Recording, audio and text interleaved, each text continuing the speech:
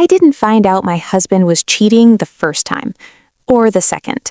I found out the third time, and by then, it wasn't just betrayal, it was humiliation, wrapped in the face of someone I trusted almost as much as I trusted him. Her name was Lily. She used to sit across from me at brunch, sipping her iced latte, laughing at my jokes, holding my hand when I cried about how distant my husband had been lately. She knew everything. That's what makes it worse. She didn't just steal him, she studied me first. It started subtly. Late nights at work, unanswered texts, a shift in the way he kissed me, like he was remembering something else while doing it. I blamed stress. Marriage does that to you sometimes, I told myself. People drift, they get tired, they forget how to love out loud. And Lily, she was there through all of it. Men are stupid, she would say, rolling her eyes dramatically. You deserve so much better than this emotional breadcrumbing. I remember laughing. I remember thinking, God, I'm lucky to have a friend like her. Looking back now, I realize how often she asked about him. Not casually, strategically. What time does he usually get home? Does he still go to that gym? Do you guys ever argue about money? At the time, it felt like concern. Now it feels like reconnaissance. The night everything cracked open was a Tuesday. Nothing dramatic, no thunderstorm, no screaming match. Just a quiet unease sitting heavy in my chest. He had fallen asleep on the couch, his phone lighting up every few minutes. I wasn't the kind of woman who checked phones. I believed in trust. But something inside me, something primal, wouldn't let it go. The message preview was enough. Miss you already. No name, just a heart emoji. My hands didn't even shake. That's what I remember most. I felt calm, like my body already knew and had been waiting for my mind to catch up. I opened the thread. Pictures, conversations, plans, jokes that mirrored the ones he used to make with me. And then, her name. Lily. I think I stopped breathing for a second. Not because he cheated, but because it was her, my friend, the one who knew how I took my coffee, how I cried when I felt abandoned, how I still kept the love letters he wrote me when we were dating. She knew exactly what she was taking. When I confronted him, he didn't deny it. That hurt more than anything. No panic, no desperate lies, just this tired, almost relieved expression. He said, "It just happened." Nothing just happens 3 times. I asked him how long. On and off for months. Months of me sitting across from her, trusting her. Months of her hugging me goodbye after spending time with my husband behind my back.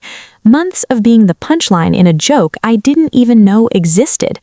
I didn't scream, I didn't throw anything. I just sat there, staring at him, realizing I didn't recognize this man anymore. Or maybe I never really did. And then I asked the question that changed everything. Did she know about me? He hesitated. That was my answer. Of course she did. The next day, I met Lily. I don't even know why I agreed. Maybe I wanted to see her face. Maybe I needed to confirm that this wasn't some twisted misunderstanding. She walked into the cafe like nothing had happened. Perfect hair, soft smile, that same familiar presence that once made me feel safe. She didn't want you to find out like this, she said, sitting down across from me. Like this, as if there was ever a gentle way to discover your husband and your best friend had been rewriting your life behind your back. Why? I asked, just that one word. She sighed like I had asked something complicated. It wasn't planned, we just connected. Connected? That word burned. You connected while I was crying to you about my marriage? I said, my voice sharper now. She looked away.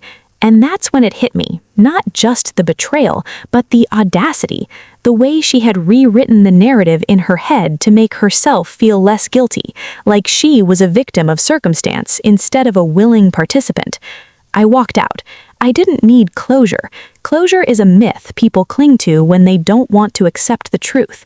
Some people will hurt you simply because they can.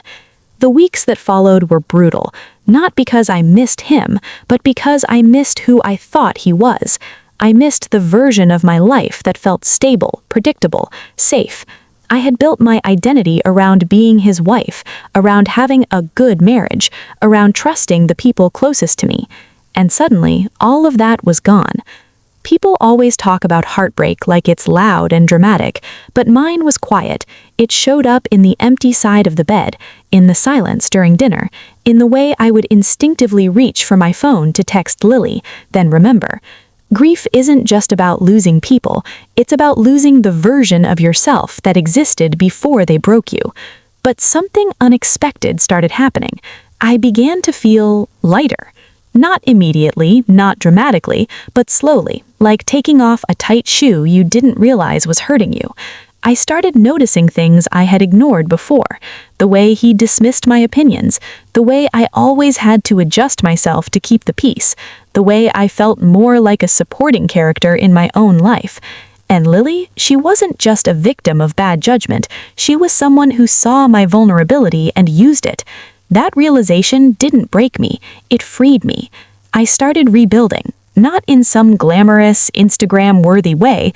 There were no dramatic glow-ups or sudden transformations, just small, quiet choices, therapy sessions, long walks, saying no to things that didn't feel right, learning how to sit with myself without needing validation from someone else. And then one day it happened. I laughed. Not a forced, polite laugh, a real one, the kind that catches you off guard and reminds you that joy still exists. That's when I knew I was going to be okay. Months later, I heard they were still together. People expected me to feel something: anger, jealousy, regret. I felt nothing. Because here's the truth no one tells you. When someone betrays you like that, they don't take your worth with them. They reveal their own. And sometimes losing them isn't a loss, it's a correction. I used to think my story was about being cheated on.